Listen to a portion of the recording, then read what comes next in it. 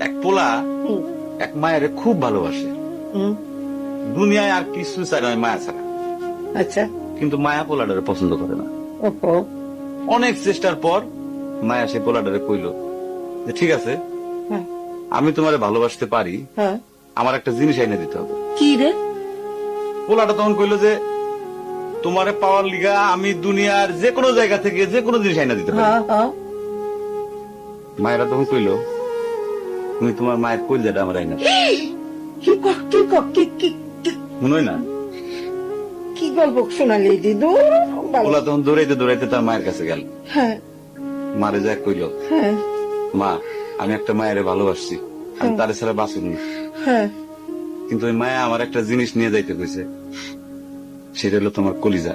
তুমি যদি তোমার কলিজাটা আমারে দাও, ওই মায়াটা কলিজাটা পাইলে আমার ভালোবাসবে।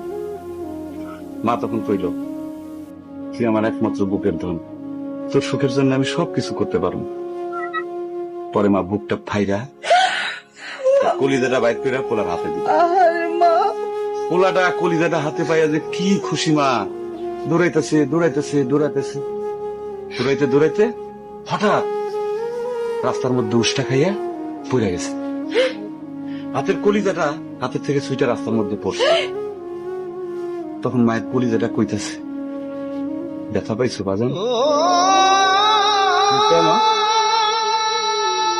কোন মায়া যদি এইরকম কয়, সেই মায়ের আমি, আমার মনে হয় জগতের সব মায়ে একরকম, মা আমি পারো না, মা আমি তোমার ছাড়া আমি থাকতে পারবো না, মা।